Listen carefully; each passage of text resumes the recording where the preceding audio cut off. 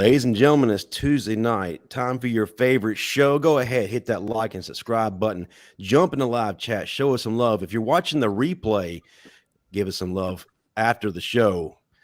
This is the Bama Standard starring Steve Brown and them. I'm your host, Justin Riley. With me, as always, the star of the show, Mr. Steve Brown, comedy legend. Everybody say hi. All donations go to his charity. The all-star linebacker from 1999, Mr. Marvin Constant, senior analyst of Touchdown Alabama Magazine, Stephen M. Smith, two-time national champion, and the face of the USFL, Mr. Bo Scarbrough. What's going on, fellas? What's up? What's up, man? I'm just here. Hold on. Time out. You're already interrupting? That was 30 seconds after the intro, dude. Well, I didn't like the intro. What do you mean you don't like the intro? I'm the stop. What do you mean? I don't know how much Steve paid you to do that, Justin, but let's not do that again. Yeah. Listen, we got some men in here that we need to introduce, and I'm going to turn the mic over to the greatest MC in the world, Stephen M. Smith. Tell the folks who we got here on screen. All right, so we got a father-son duo of pass rushers right here. The son of which I had the joy of covering at the University of Alabama, used to knock people out, a two-time national champion, but he got it from his pops, who played years in the NFL, knocking out Emmitt Smith, knocking out Troy Aikman, knocking out whoever you want to knock out, got the beard of wisdom. We got the past stars of pain.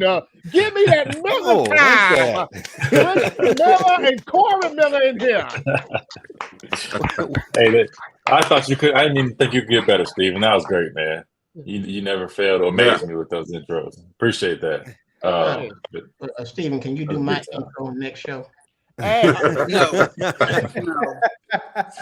I will be happy to do your intro next show. You got to always take care of the guests, right? You got to make the guests feel welcome. You got to blow them up. You know what I mean? So, Stephen, a wonderful job. I mean, I expected that from you. I wait down here in Columbia, South Carolina. I follow your work.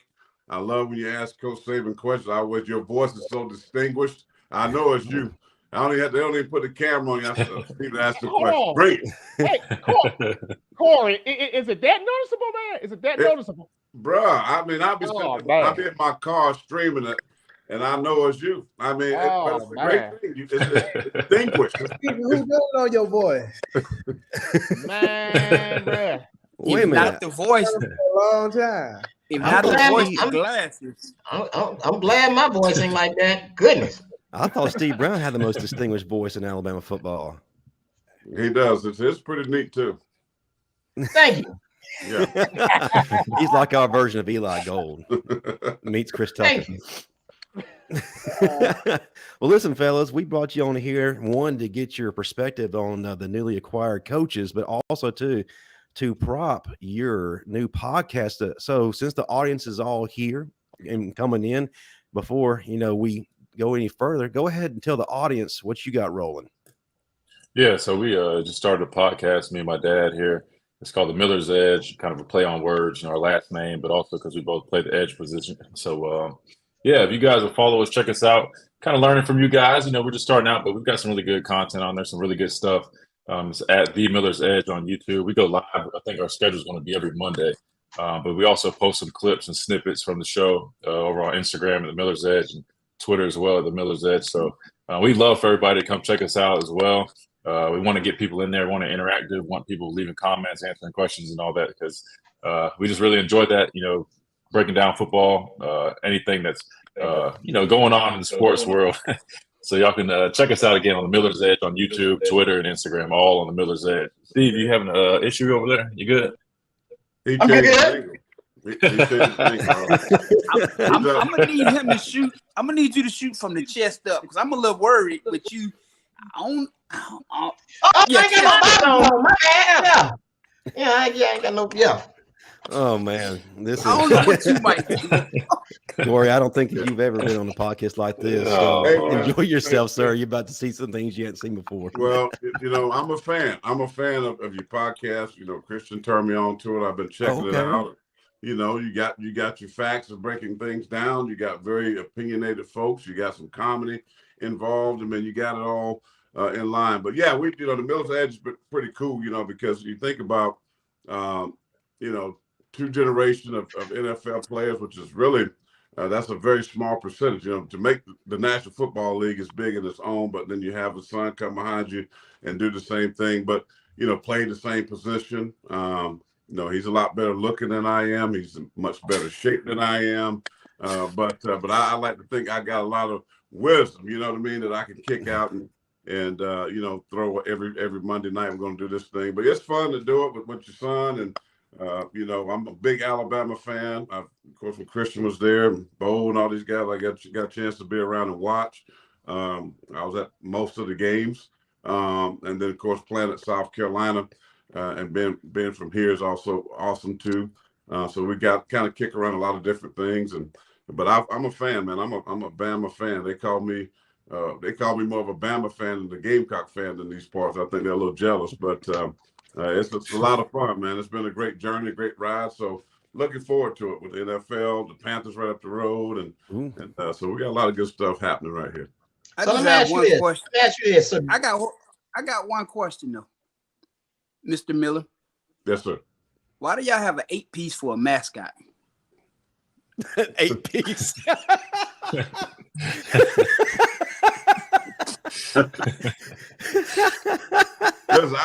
I can answer that. I can't because this thing goes back to 1801. We were established as a university 1801. I may look like I was born in 1801, but I wasn't. But I don't know. Cocky is pretty cool though, man. You would love Cocky, man. He's a cool dude. I let him drop him in some grease. Chicken butt chicken. Yeah, extra crispy. Exactly. I eat a lot of chicken, that's for sure. I eat a lot of chicken.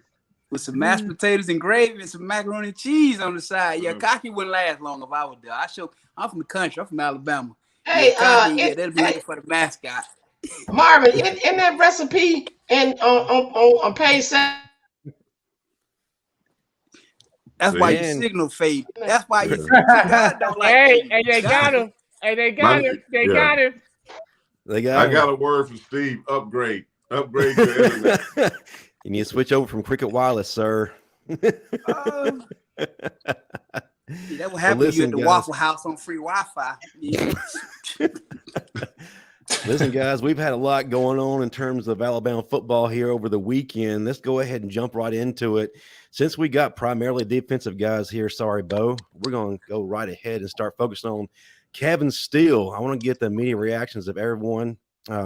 Christian, I'll start with you, brother. I know one of the things that you talked about here recently on your podcast was getting back to that aggressive style of play on the defensive side of the ball. We reinstitute that the enforcer mentality, act versus react. Do you feel that with this hire that we get back to that type of play? I do. I think that's a great question. Hold on. Before you answer, though. Okay. Before you answer, though, I want to add something to that question. So to say that to get back to physicality means you agree that we lost some steps along the way. So I want you to address that as well, if you can, while answering.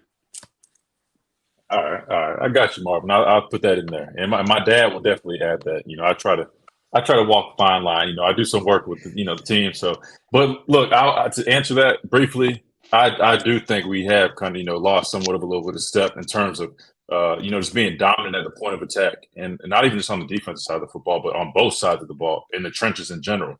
We saw that on offense. There's just times we struggled to run the ball. Really kind of got going later on in the year. But we just didn't get that movement up front. And you look on the defensive side of the ball, I just feel like we didn't see, what we saw the guys like, and again, they had big shoes to fill. I mean, we're talking about guys like Quinnen Williams, Jaron Reed, A'Shawn Robinson, Jonathan Allen, Deron Payne. Those guys played on the other line of scrimmage. Those guys were disruptive. They're physical, choking guys. Those are grown men. And I feel like we've kind of gotten a little bit away from that. And again, I'm not saying guys played terribly. I'm not saying they played bad. It's just we didn't necessarily see that same level of play in the past couple of seasons, in my opinion. But to answer your question, Justin, man, I like the Kevin Steele hire. Do I think Jeremy Pruitt was the first choice? Absolutely. But I think it's one of those things where right now it just wasn't going to be able to work out. There's too many constraints and limitations. or in unknowns of hiring him. So I think Kevin Steele makes a lot of sense. You know, Coach Saban likes to go back to people that he's familiar with. They have a lot of history. He was the first coordinator with Coach Saban here. But in terms of speaking on Kevin Steele, man, he was with me in 2014. He was inside linebacker coach, so he wasn't my coach directly, but just being around him, he's a hard-nosed, old-school football coach. He's going to demand physicality and aggression from everybody. He's got experience coaching linebacker, so, you know, he's going to be a front seven type of guy. He's going to have that front seven playing physical, fast, and aggressive. He's one of those guys. He's going to keep it simple, right? It's just line up in front of the guy and beat the man in front of you. But again, you know, he has a lot of an abundance of SEC experience, so he'll be able to recruit. He'll be able to, you know, understand how the SEC works. You know, so I think he's a great fit. Just if you look at all the factors involved with Kevin Steele, and you also got to remember too, he's going to have a lot of other hands and heads involved as well, right? They just brought in Austin Armstrong, the defensive coordinator from Southern Miss. He's a young guy who's quickly been climbing the ranks in the coaching world. He's going to be involved. He's going to be able to be a little innovative and creative and help, you know, give an old school type of coach like Kevin Steele, you know, some pointers or add his input. And obviously it's Coach Saban's defense at the end of the day, you know, so he's going to have to answer to him as well. So I think it's a good fit. I like the hire. Everybody's been saying they want to see more physicality back from that Alabama defense. They want to see it kind of restored, the Alabama standard.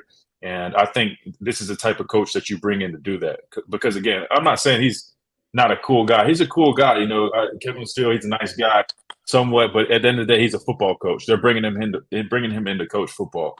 He was never one of those guys like, hey, he's buddy with you. Like, he'll ask how your family's doing, whatnot, sure. But you've seen from other former players saying this. He's going to bring that dog out of you. He's not a buddy guy like, hey, all right, here we go, guys. I mean, it's straight business. He wants to hear the pads popping, you know, down, getting to the nitty-gritty, playing physical and knocking somebody in the mouth. I think that's exactly what this Alabama defense needs right now. And my dad has some thoughts too, because, you know, he's a South Carolina native, so got to know him pretty well. He's a spinoff of Kirby Smart and Jeremy Pruitt, because he was with those guys at Alabama. So he knows the scheme, and like he knows what Coach Saban looking for. So like he gave us hell when we played him when he was the DC at Auburn. You know that. You know, it was like the net game both times that we played him. And that's why I say that Kevin Steele is a good fit for the DC, because he's a spinoff of Kirby Smart and Jeremy Pruitt, and they all fall on the same tree. They all got that same kind of mindset of bringing the dog at you. Like they be on your ass at practice, like whether you doing it right or wrong, they gonna still be on you. And I think that what made us so great at Alabama, that when we were doing it to the best of that we could, they were still on us that we can do it better. Nothing was ever good enough. It was never good enough. And I think that's what made it so great, because we pushed each other to be good, even though we were doing everything right. We always wanted to be better. Yeah, but you know, the whole thing with this hire, guys, is you know, Kevin Steele is a South Carolina native. He's from Dillon, South Carolina, which is near where I grew up, a small town called Pageland. He's old school. And you know, to answer your Justin, your first question, and Christian doesn't say it because you can't always be totally honest, but I can. They can't fire me. The bottom line is this: is the defense was soft. Yeah. Come on, Jesus. That you lost in the NFL, Alabama defense got soft. I believe this always that players, athletes take on the persona, the personality of the coach. Yeah. Right? I like Pete Gold as a person, but the reality is he didn't coach him. I can go back, as great as Will Anderson is as a football player, right? I go look at and I watch every single game. They did not have an alpha male. They didn't have a leader, somebody that would get in each other's face when things were. There's no way you go to Tennessee and give up all those big plays, or at LSU, and nobody's getting cussed out. Nobody is. Did I tell you that, Mark? Right. Nobody is holding each other accountable. Let him finish. So in other words, he's not the type of coach that's going to rush 2 and drop 9. Right. They ain't gonna put Will Anderson down in a 4-eye, which you're playing them out of position. That tells me they haven't recruited well in the trenches. Back in the day, you could not run the ball on Alabama because they were so good on the inside. Now, they recruited length. They recruited guys like Christian Long, edge rushers, if you will. But they didn't have the interior. They didn't have inside linebackers that'll smash you like Reuben Foster. Those guys that are coming downhill and make you pay a price. Late Marvin. Mr. Miller. Yes, sir. Listen, you speaking my language right now. Trust me. Everything that you saying, I've been saying for the last 2.5 years on a daily basis. This is true. He even printed T-shirts.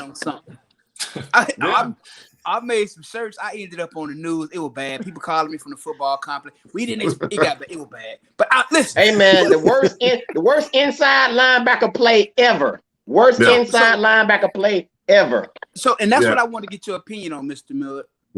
I think that they were playing 10 out of position for one, and I think that was the main catalyst to the downfall of the defense, because when you don't have a middle linebacker who's an enforcer and teams know that they can just run it down your throat, it changes the dynamics of the way an offense can call plays. Because if it's 2nd and 7, 2nd and 8, 2nd and 9 versus 2nd and 4, 2nd and 5, it's a completely different playbook at that time.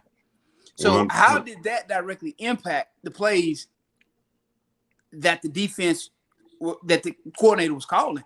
Because they whoa, Marvin, was he playing out of position, or he shouldn't have never been out there? Which one is it?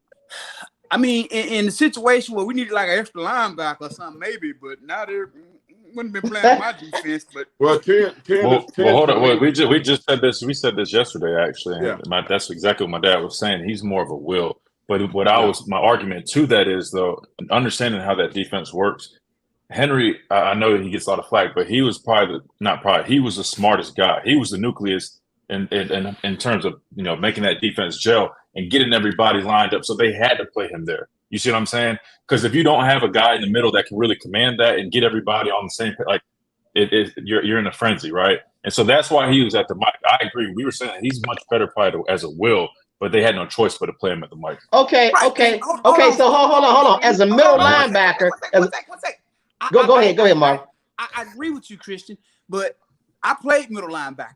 So I had to make those calls and adjustments in game in less than half a second. So I understand, what you got to do. But if you continually lose the down distance, losing the sticks on first down, it don't matter if you can call the defenses. Because if it's 2nd and 4, 2nd and 5, offensive coordinator can call whatever he wants, because he know he still got 3rd and potentially a 4th down if needed to pick up whatever he need to pick up. So I don't care how good of defenses he called. If you can't perform, I got to find somebody else. And exactly. You're not hitting the hole. You're not hitting the hole. You're letting the running back come through the hole. And when y'all make contact, the running back drives you 3 or 4 or 5 yards on downfield. You don't supposed to be in that position, sir. Well, you don't supposed to be in that position. Right. So you can call all the defenses you want, like Marvin said. If you're not executing and stepping up, it doesn't make a difference. Because we've watched this and we fussed about it every weekend. Dude, you're getting driven back. You're missing tackles more than anybody. Oh no, that's not Bama football. Well, that's not Bama football at all. But let's look at this too, guys. I mean, and I understand their thinking in this. One, every offense you play, right? When I played, we played regular personnel was 21 personnel, right? You had fullbacks, you had a tight end all the time, 12 personnel. That was the standard, what we call regular, right? Regular now is 11 personnel or 10 or 20.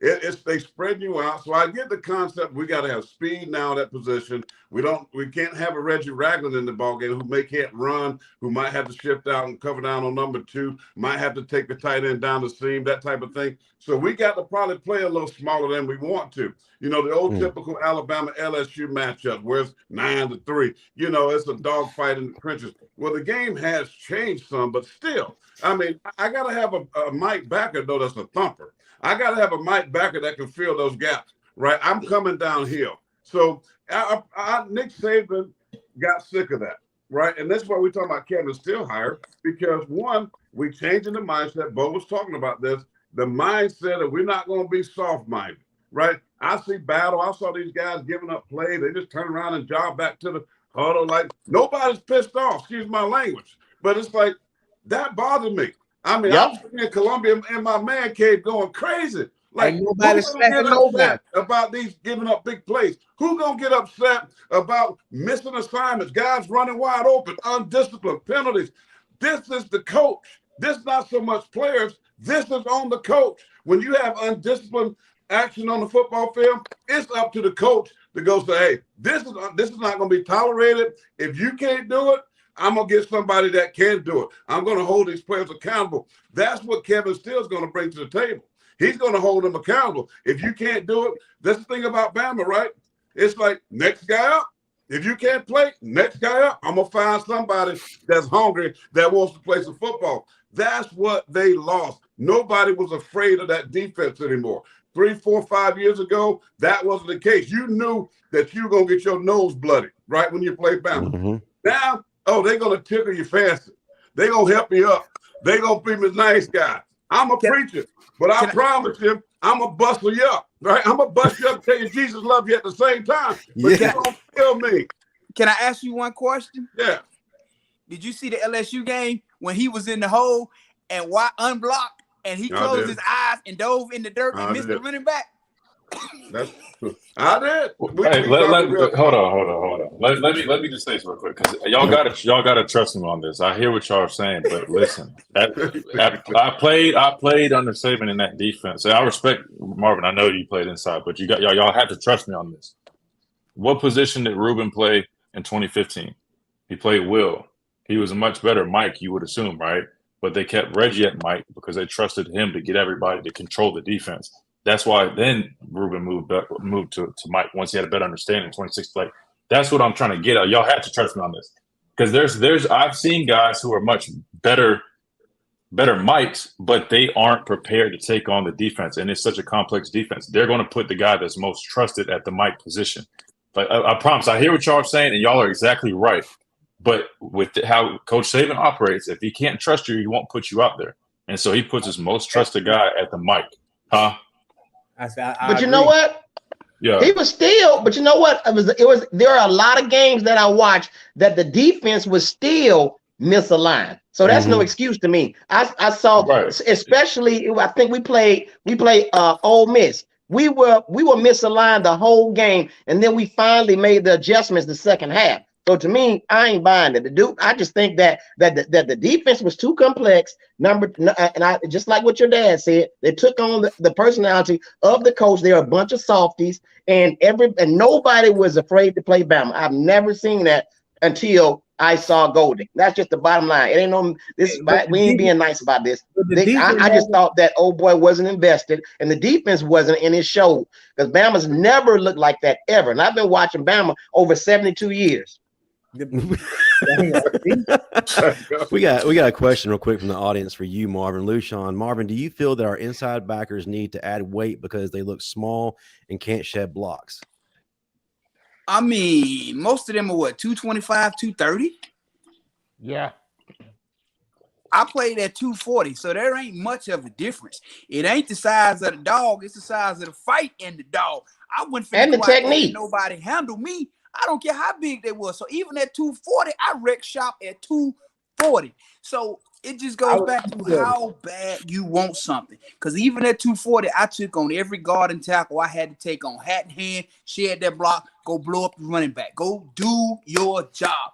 If you are going to play middle linebacker, you understand you are the focal point of that defense. And 9 times out of 10, either you're going to hit somebody in the mouth or you're going to get hit in the mouth. Ain't no way around that. You can't be soft playing middle linebacker. You can't be finessing. You can't get over the top and do all that little cute stuff. No, that don't work at middle linebacker. You got to be a different beast to stand in there because you know every play somebody coming. Yeah, you got to take on me. And I'm too that would be easy, man. Please, that was walk in the park. Listen, but you know, hey, Marv. Also, you mentioned you didn't mention technique. And then you didn't mention you can't be helping folks up and missing tackles either, because that's all I saw for the last couple of seasons. Well, you definitely can't do that, and technique plays a major role. And you know, I'll say this. You know, I know Christian, you were talking about how complex Coach Saban's defense is.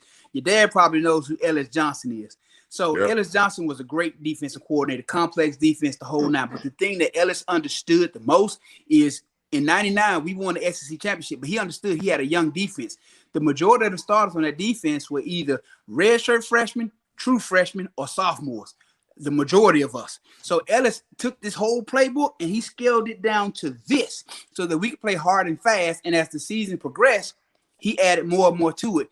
And again, me being starting as a redshirt freshman, I got to make these calls and adjustments. My first start ever on the road, but you can't let the moment be too big for you. So despite what's being called and how complex it is, it's still playing football at the end of the day. You still got to button your chin strap, go out here and be physical and lay folks out. That is your job as a middle linebacker. Now let me you say start that. talking about technique, Steve.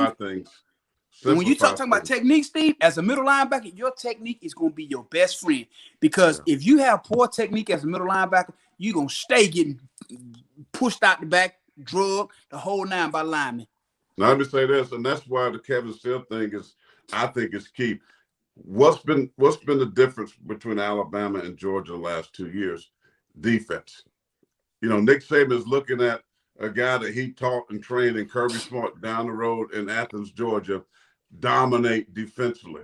And you look at those guys, all those guys that got drafted, what's getting drafted in the first rounds in Georgia? Those defensive tackles. Another one this year going to be a top 5, top 7 pick. They playing it the right way. They playing with an attitude. They run and hit. They got backers coming downhill. I mean, they're good on the back end. They put pressure on the quarterback.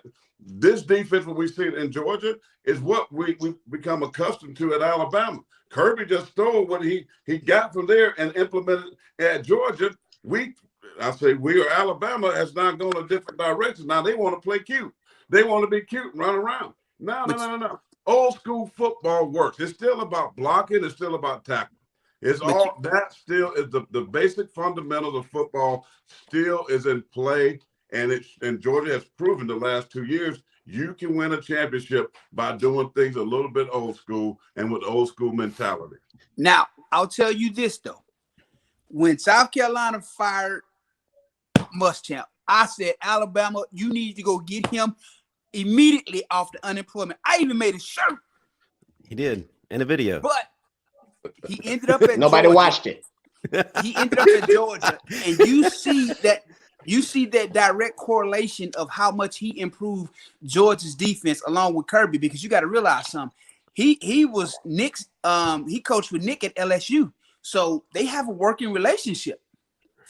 But Marvin, but the thing is, what Mr. Miller is saying, and I'm so glad he said it. He's saying everything we've been saying all year long. And I am so glad that somebody with his legitimacy said the same thing we've been saying all year long. Georgia's defense is Alabama. Georgia is the new Alabama. And again, when we brought this guy in, Alabama decided to get cute, the green mouthpieces, all this other crap they're allowing. And this is why the defense looks soft. And this is why nobody is afraid to play Alabama. Mr. Miller, I am so glad that you said what you said. We've been saying it all year long, all year long.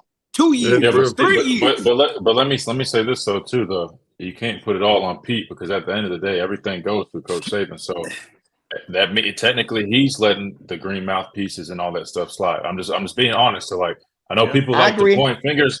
People like to point fingers at Pete, but again, Pete still, even though he added some, things here and there to the defense, is still Coach Saban who is the head of everything. He oversees everything. He alluded to that in that press conference. He can veto any call. So my thing is, if you're going to criticize Pete like that, you got to hold Coach Saban accountable and responsible too, because at the end of the day, it's his system and his defense. So I don't know if maybe just he's gotten some advice from some people or what, but I don't know. You know what I'm saying? Like I said, all I know is how the system works.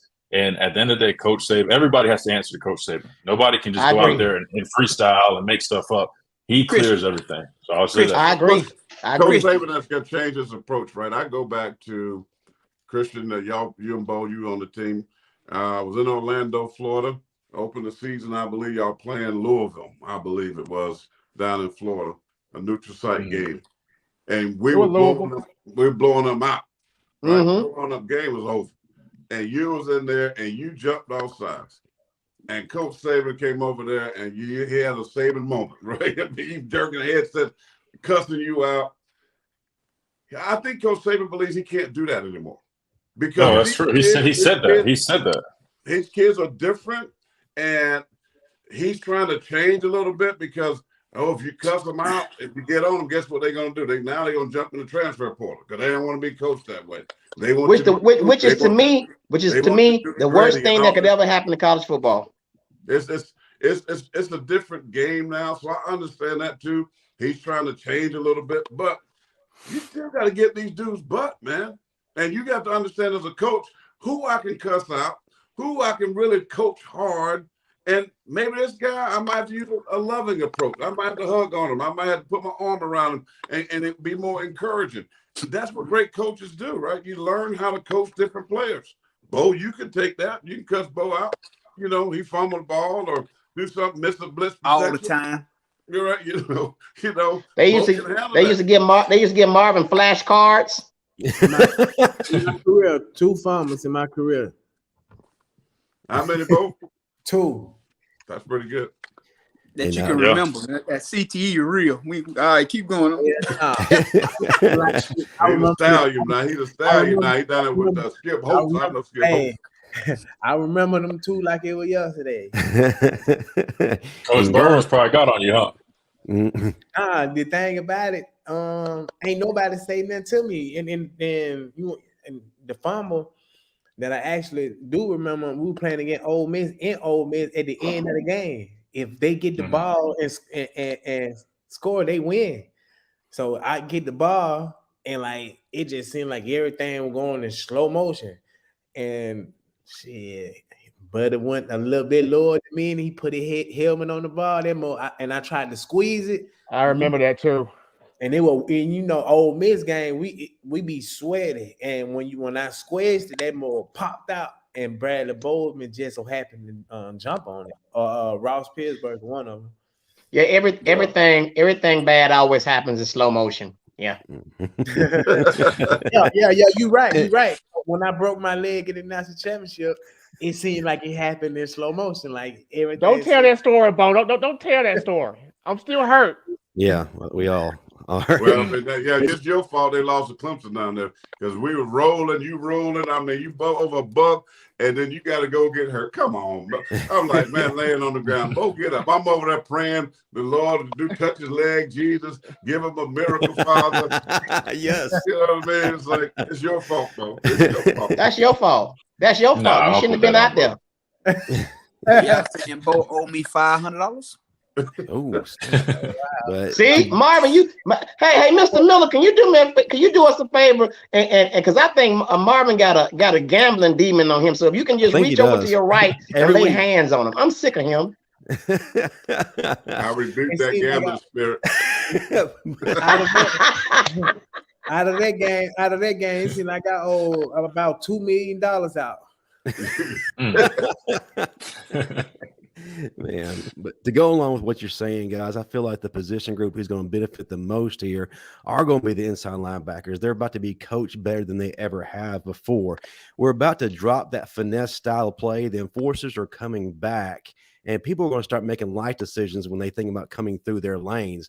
And who benefits the most right here? I'm looking at Deontay Lawson. We all know how good he is right now, but he's about to be on a national scene. He's about to become that next Alabama legendary linebacker, but closely behind him, Kendrick Blackshire. You can't help but think that he fits Kevin's type of defense perfectly. That's a man child. Also, we got Tresman Marshall coming out of the transfer portal. These guys, their persona reflects what kind of coach Kevin Steele is. What is your assessment on that, Christian? I'll let you kind of tell me, who do you feel like on the defensive side of the ball benefits the most from Kevin Steele? I agree with you, Justin. I think the inside linebackers, but I think the next position that's greatly going to benefit is going to be the defensive line. Because again, I think those guys have the most room for improvement in terms of getting back to, playing on the other side of the line of scrimmage, jacking somebody up, really, you know what I mean? Just dominating at the point of attack, just playing physical, really putting their hands on somebody. So I think you bring in, that type of physical and aggressive mindset from Kevin Steele, you implement that on the defensive line up front, kind of get back to that level of play. And I think, I know everything starts up front in the trenches. Once that level of play is back up to the level that we've seen in years past, I think everybody else is going to play much better. Because that's another thing you got to remember. Guys like Reggie and Ruben, those inside linebackers, they had those big, dominant defensive linemen up front, eating up blocks, playing in the backfield. Those guys were clean. They were able to play sideline to sideline. They didn't have to, take on those guards so quick. They were able to, shoot gaps and stay pretty much clean and make those big plays. So I think the D-line, guys like Raheem Otis are really going to be able to take on that persona of Kevin Steele and really increase that level of play. Here's one of the things that a lot of people don't realize. A lot of people don't realize how difficult it truly is to play middle linebacker. It is not an easy position to play. When you think about everything you got to look at pre-snap, when they go in motion, the checks, the adjustments, and then you still got to play the game of football. You still have to be physical and do your job. So the one thing that I do know and that I noticed from years of playing football, a lot of guys have that physical, but you brought this point up earlier. They don't have the mental capacity to play the position. To play middle linebacker, you have to be the smartest person on the field, smarter than most quarterbacks, honestly. So what you say? Hold on, Marvin. Are you trying to make a case that you're smart? Well, no, hell no. I'm going to Christian said earlier, but it's true. To play middle linebacker, you have to be one of the smartest people on the field. Right. Christian, are you going along with Marvin saying he's smart? You really going along with this? Look, I'm agreeing with him because again, I understand, seeing how our defense works. They have to have a guy who has it in between the eyes to be able to command the defense. You're the commander, right? Like it's the most critical position on the defense. You're the quarterback of the defense, and so look. That's between y'all. See, that's between y'all. No, Christian. What I'm about to tell you is this, Christian. When you come on this show, don't ever agree with Marvin. He won't live it down. Don't ever just say no, Marvin. Just disagree because we'll never hit the end of it. I keep it real, man. I keep it real. He does. I appreciate the realness. The linebacker is the quarterback of the defense. They call him the quarterback of the defense, who has to get the calls. He has to relay the calls. You got to get the D lineman right line up, make sure they're in the right. Not you, Mr. Don't agree with Marvin. I mean, you do have to be somewhat intelligent to play that middle linebacker position. I mean, now I don't know if Marvin was smart and all that, but I mean, he played. Thank you. I will say this though. Going back to what Christian and Marvin were both saying, when you look at Kevin Steele and Freddie Roach, that's going to be a really cool dynamic right there between those two, Kevin Steele and Freddie Roach, what they're going to be able to scheme up here with the linebackers, the defensive line. Because of course, Christian, when you was out there, it was Jeremy Pruitt and Bo Davis, and how fun that was when you had those two scheming. So when you look at Freddie Roach and Kevin Steele, that's going to be nice right there. Yeah, that's a good combination. All right, we have focused a lot on the defensive side of the ball, and it's time for Bo to get his fair share. We're going to move to the offensive side of the ball. You've been too quiet, Bo. I know we needed an offensive guy to kind of help you even things out. That's on me. That's on me.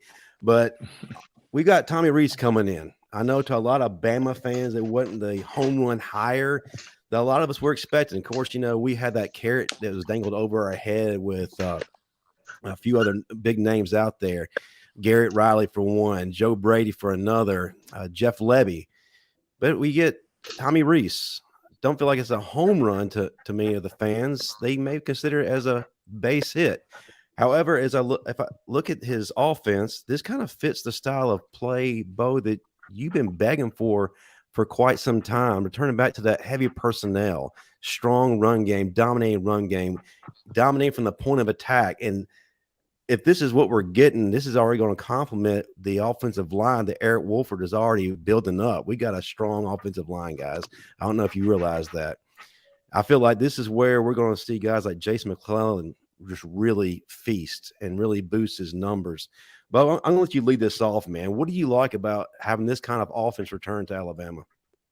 Oh, man, it's just like back in 2008 and 2009 type of offense, and the very physicality, and like Jason McCullough and Justin Haynes. I think he'll be a big piece to the offense, especially the type of offense that this guy run. And with him being the OC, I just think that Coach Saban was looking, for the right situation. Someone that can manage the game and put us in the right situation and being able to control the clock. And that's the main thing. If we can control the clock, then you can win the game. Like this past year, we didn't have no control over the clock at all, and you can see it in the Tennessee game and the LSU game, and a couple other games, the Texas A&M game. We really didn't control the clock. We had the defense on the field more than they needed to be, and when the defense on the field, you can run them in the ground because you subbing guys in and out. And another thing that I want to see is the new receivers that we have coming in, and the guys they're gonna be able to step up like Kobe Prentice and all those guys. And I'm excited to see what they able to do. Is they able to take on their role like a Julio Jones type, that's someone that can come down and crack a safety or a linebacker that's willing to block. And because like you gotta look at it, we running backs, we blocking for receivers, so we expect the receivers to block for us. So it's gonna be something interesting to see with a lot of new things on the offense, and with just this running back coming back. We know Jason gonna be the starter, and we have new guys up front, so I'm excited to see them. Hoping we have a lot of Karen Robinson guys that come in and start right off the rip and be a factor on the offensive line, someone who can get a hat on the hat and push maybe to 2 to 3 yards, and just can get 7 to 8 yards, every now and again. Absolutely. Christian, you want to weigh in? What do you like about this hire? Like I said, no, to a lot of people, they weren't really excited, but what I'm seeing is we're going to drift away from the phrase that the fans coined, Joelus murder ball. Instead, we're going to go back to Joelus bully ball. How do you feel about that? I think the reason some people are a little underwhelmed because nowadays everybody's so focused on analytics and what they see on paper. But the fact of the matter is, what's on paper doesn't matter. It's the result, right? You look at a team like the Brooklyn Nets, they established and assembled this, all-star team. And on paper, you would have thought it was the best team ever to step foot on the court. And look how many rings they won. And look where they're at now. So I think it's one of those things that you can't judge this until, you give him a fair chance. I like the hire. He's a young guy. He's going to bring that energy. He's going to bring that passion. He's going to be able to recruit well. He can resonate with his players. But specifically, if you look at what he has to offer, right? This guy loves using 2 tight end sets. Alabama is known to have a lot of tight ends on the roster. They like to get their tight ends involved. He's going to emphasize that physical downhill rushing game, heavier personnel. So I think he's going to be a great fit for Alabama's roster and personnel. I think, you might look at, his rankings or stats, and I don't think that's necessarily fair because I went back and watched the Notre Dame tape. And if you watch his style of play, his basically his system, he does a lot of pre-snap window dressing, which is great to really confuse defenses. I feel like sometimes our offense was a little too predictable this past season. We didn't really have much window dressing. We kind of just lined up and people kind of knew what was coming, which in the past you could do that when, hey, you're that dominant up front. You can say, hey, we don't care if you know our play. We're just going to run the ball down your throat. But they didn't have that level of physicality up front, so you can't be that predictable. This guy loves all type of movement. I'm talking about, jet motions, rocket motions, Y-ins, trades. I was watching that. Condensed formations, formation in the boundary. This guy does a lot of different stuff. And not only that, but he really likes to run the ball, which fits Alabama. And he has the ability to stretch you out, throw the football downfield. I think it might look kind of similar to what we've seen out of Georgia, where they run first, they got heavier personnel, but they still can throw the football very effectively. So I think he's a really good fit. I think it's one of those things where he might not have the biggest name now, but by the time he leaves Tuscaloosa, he's going to be a hot name on the coaching boards. I think he's going to potentially end up I think, we'll have him for a little while because he's still young. But at some point, I think he might prove himself and get maybe an opportunity to be a head coach, because that's typically what we see out of these guys that come to Alabama. They prove themselves at Alabama, then another team comes and poaches them as a head coach. So I like the hire. I'm probably a little different than some other people. I think it's a great fit.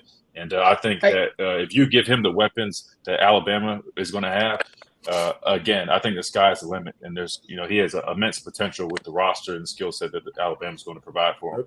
Hey, Christian, you know what? You hit the nail dead on the head.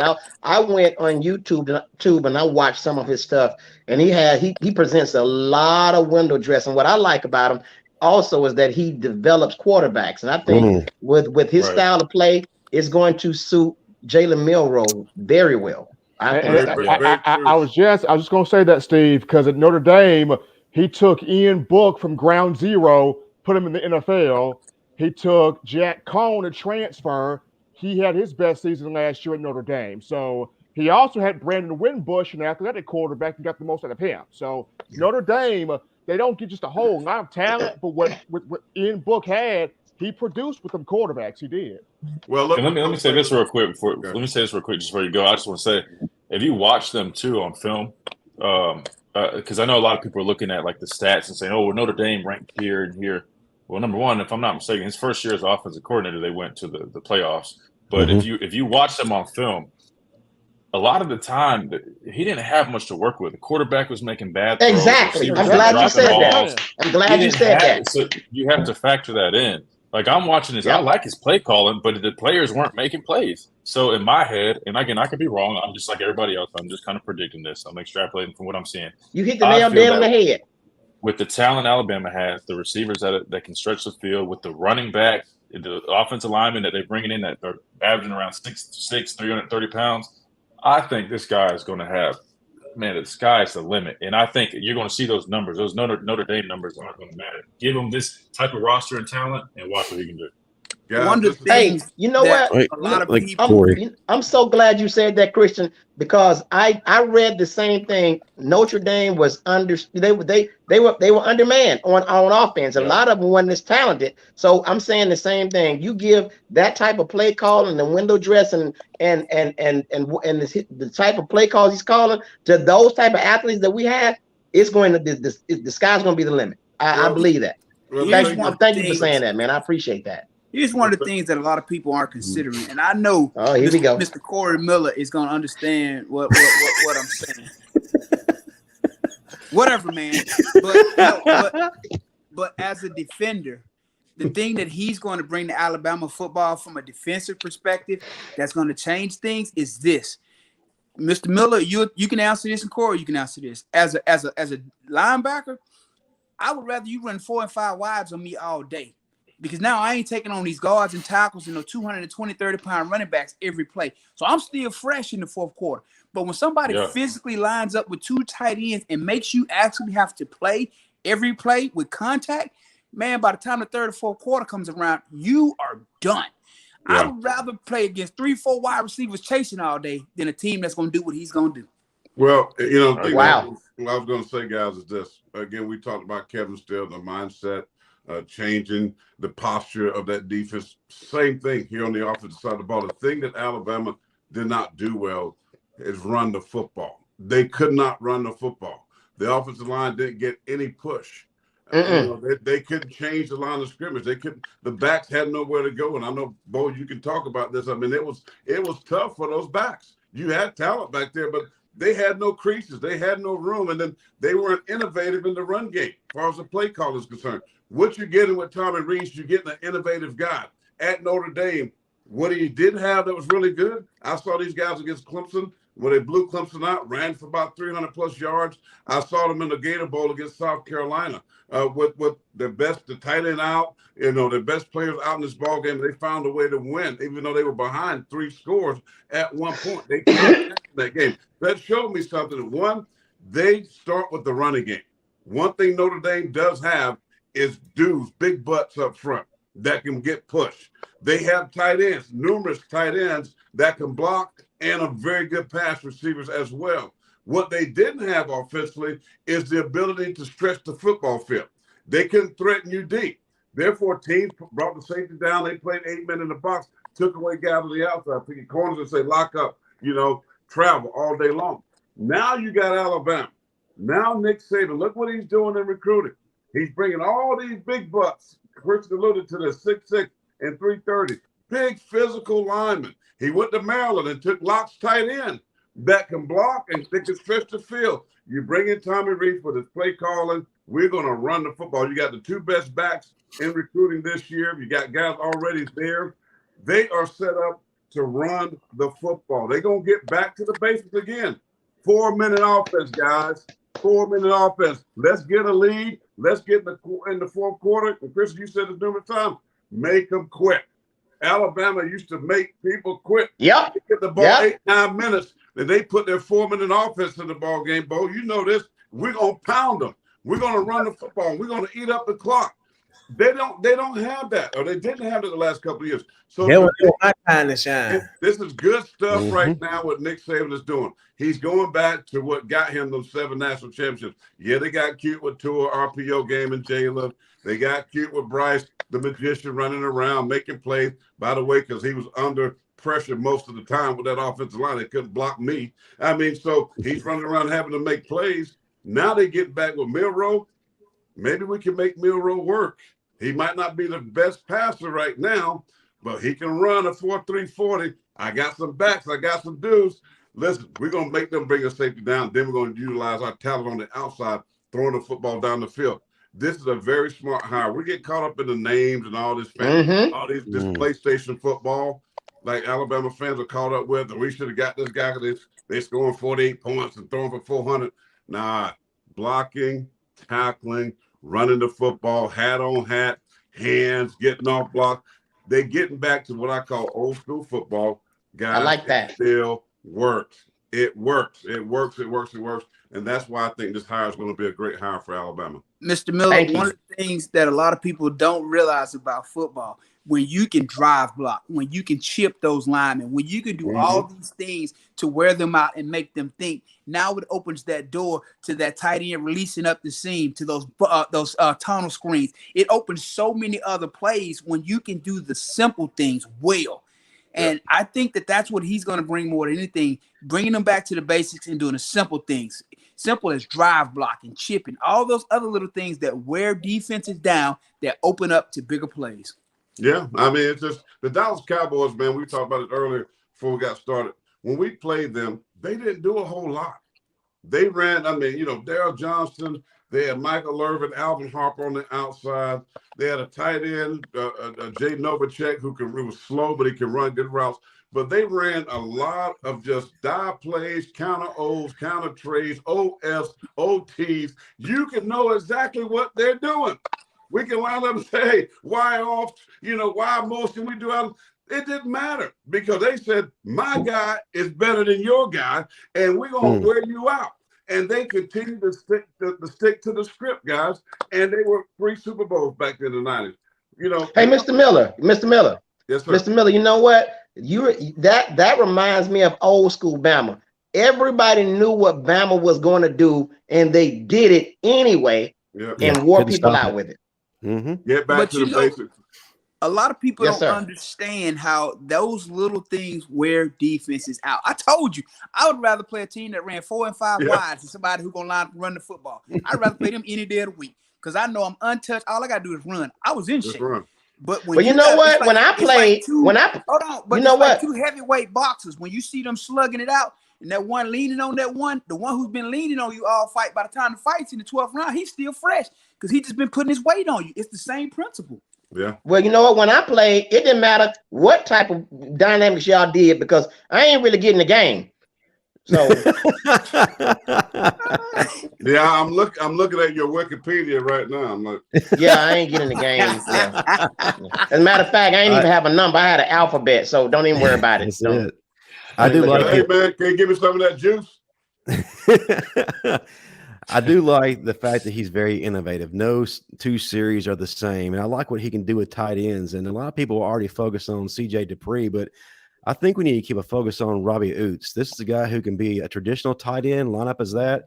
But also we could look at using him maybe in a Justin Fowler type role. I was just going to say he's a hell of a blocker. And then too, a hell of a blocker, but too, on short yardage, goal line situations, hand him the ball.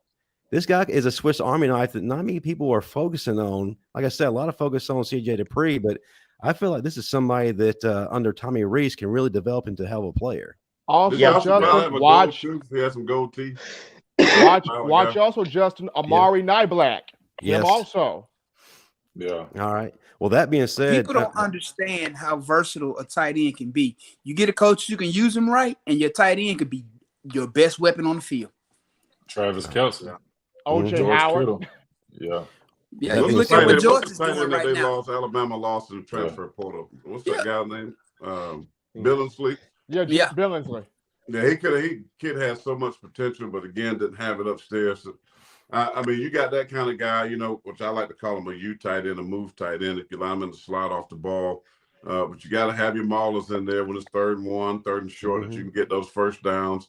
Guys that can again block. So, look, I think Alabama is, you know, I know Kevin Steele is old. I know you got a guy in Tommy Reese.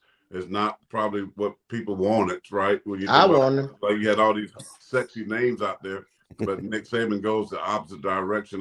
I just think that this is going to be a fun year for Alabama. I think it's going to be a great year that they can get back and you know, to prominence. People are counting them out, saying the dynasty's over. Nick Saban's washed up. They come back with the #1 recruiting class if you buy and all of that. But listen, I think they're going to get back to who they used to be because knowing Nick Saban.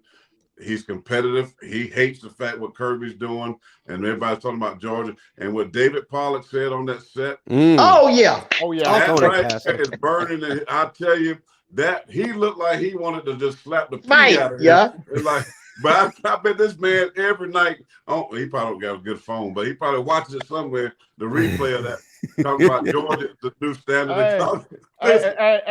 He just poked that there, brother. And Corey, I bet you Kirby Smart is calling Pollock. Why you did that, man? Oh, yeah. Why you did that? Well, before we move into our closing segment, I'll go around the room. Guys, offensively, we already talked about who would benefit the most on the defensive side of the ball.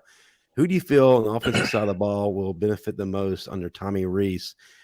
Corey, I'll go ahead and start with you. I'm going to say Jalen Milroe. Just Jalen Milroe, Jason.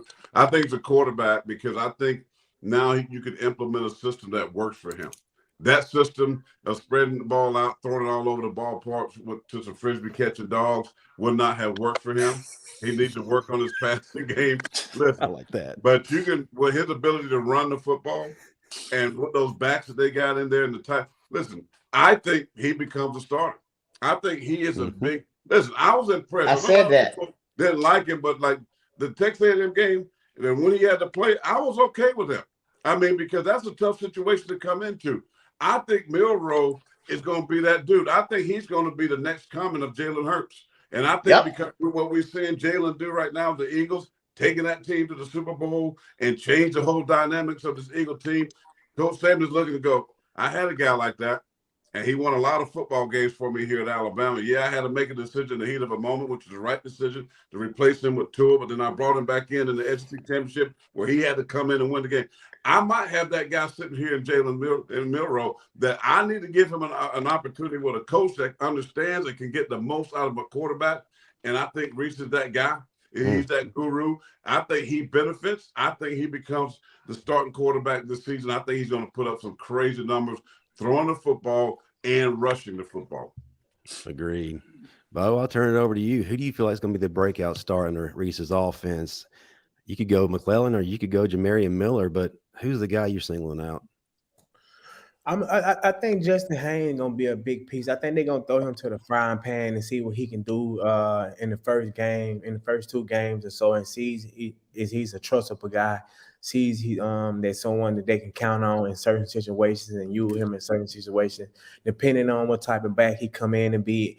He gonna show us that during the spring training and also during camp to figure out what his role gonna be. If he's just gonna be a special team guy and have to take the back seat and learn, or he gonna be a guy that plays early and come in and help Jason McCulley take on the load and be that short down back though, second and third, and 3rd and 3 and all, the short yardage plays, and expect to see him on the goal line plays as well. If he come in and be the guy that I think that he's going to be, and that mixture of Derrick Henry, Kenyon Drake, Josh Jacobs, and Mark Ingram. and also Eddie Lacy with his footwork.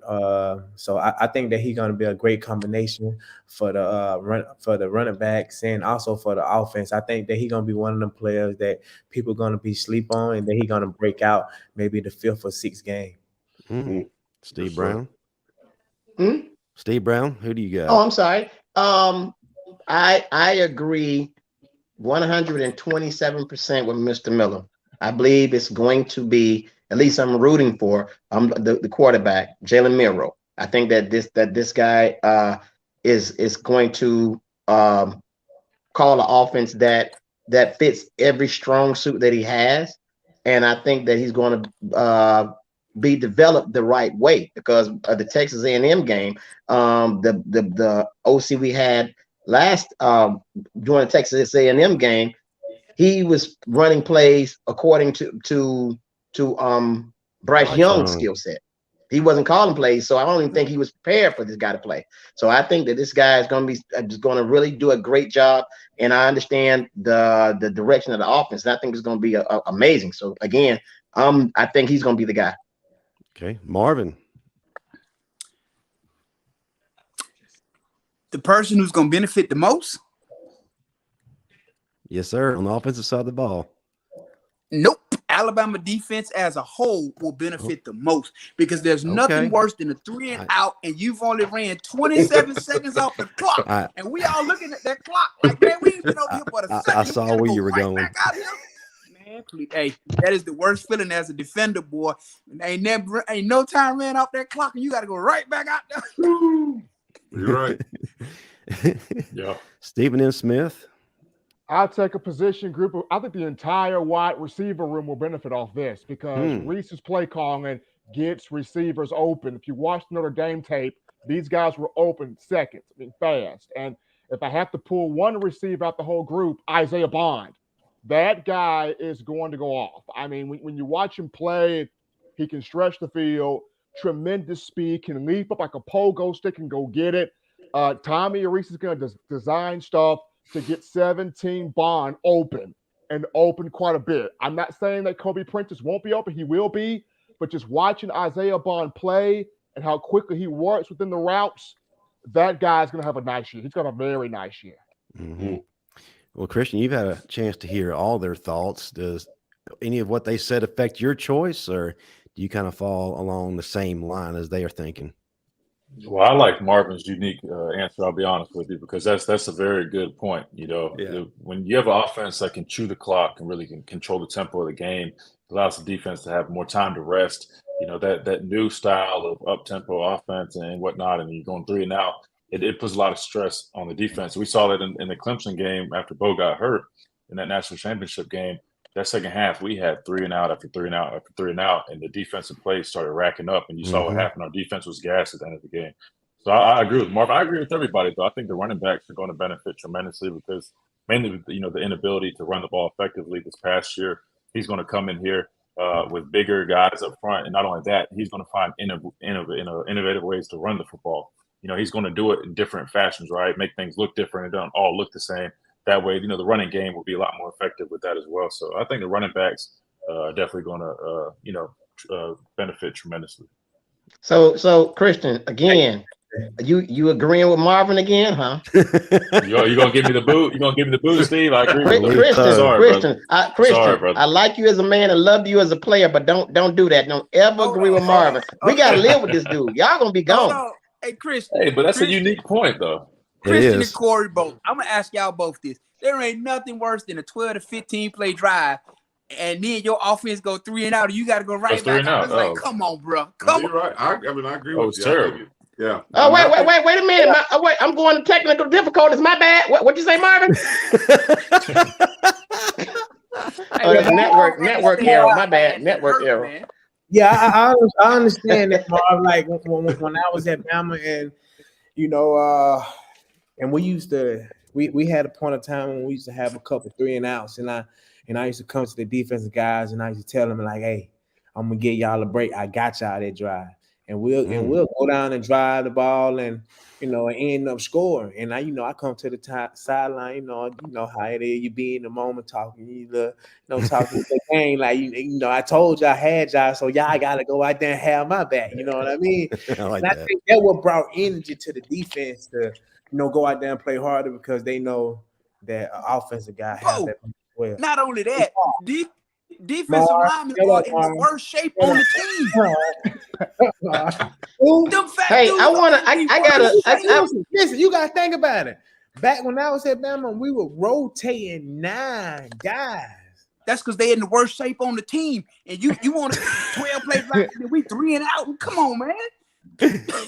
Oh my God. Hey, the only way this show is going to end is we say we agree with Marvin. So let's agree with Marvin and let's go. Hey, Marvin, did you go to class? Bo's still talking, Steve. Oh my God, boy. Did you go to class today or something? Like, he's smart. I mean, listen, he made a great point. I mean, he made a great. You got to give him credit, bro. Oh yeah. All right, you know what? Since Mr. Miller said it and Corey said it, Marvin, you were rude. Hold on. I got one question. Corey and Christian, I got one question for y'all. This used to happen to me all the time. Ain't that worse than when they tired? It's late third quarter, fourth quarter, and the lineman don't even come out his stands, and the ball snap, and you just looking at it like you finna get roughed up. But they still in their stands. Hey, you know what? Mr. Miller and Corey, listen, if y'all need another guest, we'll be putting Marvin in the transfer portal tomorrow. He got to go. No, we already got Come two on backers, over. man. We're about to get Bo. We need an offensive guy. We got 2 defensive-minded guys. I mean, we're going to go offensive guy. You know what I mean? So, listen. Hey, but look, I tell you what, before you pick him, just remember. Let's go, man. Hey, Let's go, man. I tell you The pen is up. The pen is up. Alabama is the Alabama Gamecocks now because you got about 4 coaches from my staff. You got Eric Wolford, you got T-Rob, and you got 2 other dudes I'm missing right now from South Carolina. Oh, outside linebacker coach. Yep. Dang. Coleman Hutzler. Yep. He's South Carolina guy. Mm-hmm. So all these guys came from right here in Columbia, man. So we got to step it up. Got to represent. No doubt. Did they bring an 8-piece with them? Hey, they probably need that little Get that last word.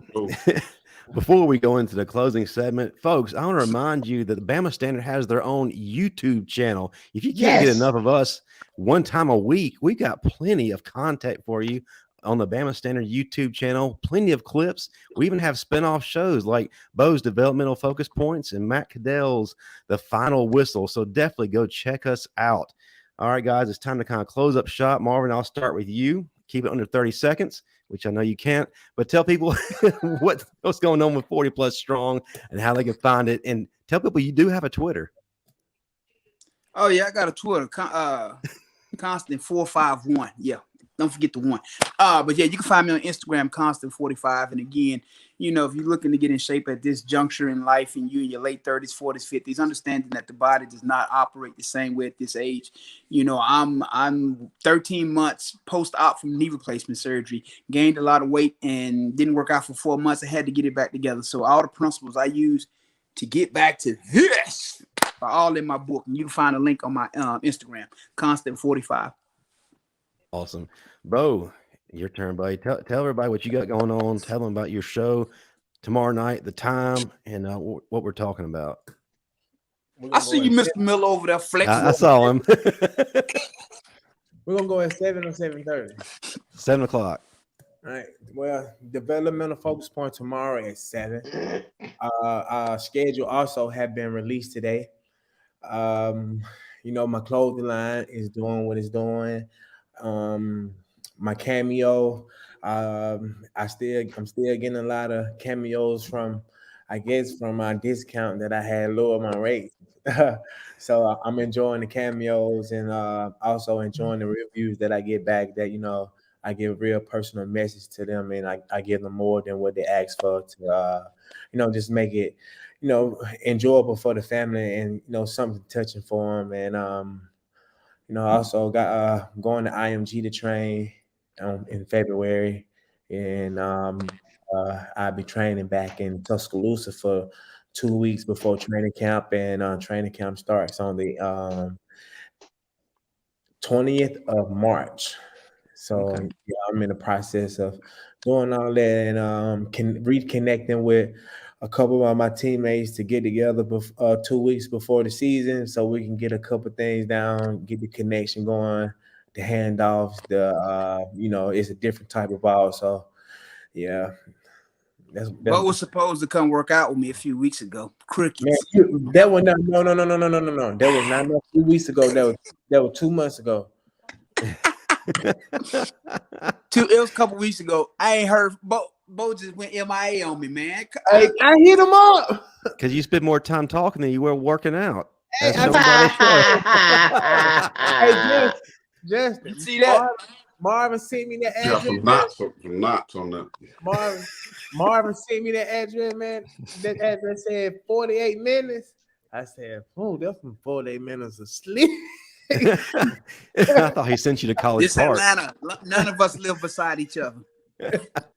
Oh, I know the same way in Dallas. 20 to 30. Steve Brown, what you got coming up next, buddy? And how can everybody? Well, I've been working out using Marvin's book, and thanks to that book, I'm now built like an IV bag. Listen, listen. So, my bad. I mean a bag of blood. Listen. So, I will be in Pensacola this weekend, Friday, and then I'll go to Tampa, Florida, Saturday. So both shows are damn near sold out. So get your tickets, people. I'm coming. And I'm representing that Tide. So there it is. So that's what this. Yeah. Also, I'm in this new magazine. It's called No Bottoms. I'm naked at the bottom. So y'all make sure y'all get that too. Yeah. Why you dressed like you were playing Driving Miss Daisy? That magazine cover that looked like something from 1938, man. Shut up, Marvin. Zoot suit, man. Justin. I also got a new sponsor from a magazine. It's called. Love it. Stephen Smith. Save the best for last. What you got going on, brother? Same old, man. We're looking at trying to continue to convince everybody that the 2 hires that were made were not bad hires. Like we all discussed on the show, like Saban's getting back to the fundamentals, the basics, the domination, the playing the elite style of ball on both ends. So continuing to get everybody to understand, do not jump off the cliff. Though you at the edge of it, do not jump off the cliff. Please don't. Christian, Corey, we greatly appreciate you guys for being on here with us. Before you go, again, tell the folks about your show, how they can find it, and what you got coming up next. Yeah, Justin, appreciate you guys having us, man. It's been fun. But yeah, you can go subscribe to us on YouTube. We got a new podcast, me and my dad. It's The Miller's Edge on YouTube. You can follow the Twitter at The Miller's Edge and Instagram at The Miller's Edge. We'll post snippets and some clips on there as well. I do a weekday radio show. In Tuscaloosa, you can hear it on Tide 100.9. Birmingham, it's 95.3, 92.5. And then Gadsden, Anderson, it's 97.5 and 105.9. It's called Big Noon Sports. Me, Matt Coulter, Lars Anderson. Again, that's Monday through Friday, and that's 12 to 2 Central Time. And then, I do sideline reporting still with the football team. But if you want to follow me personally, it's at DC Miller on Instagram, and Twitter is at Christian Miller without the MILLR.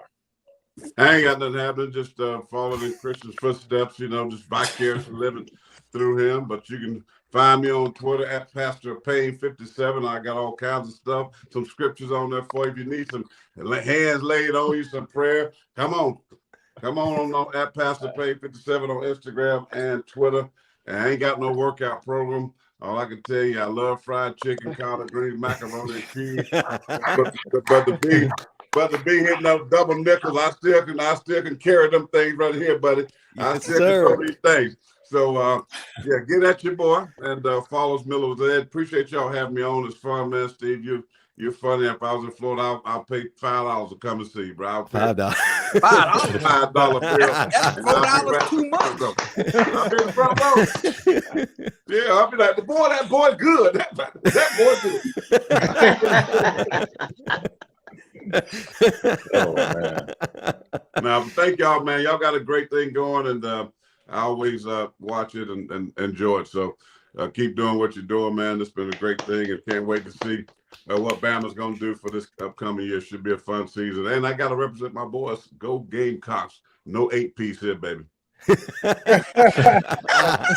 right, Justin, it's time to cut him. Justin, it's time to cut him. It is. Great show, guys. Roll Tide and go 8 pieces. Roll Tide. Add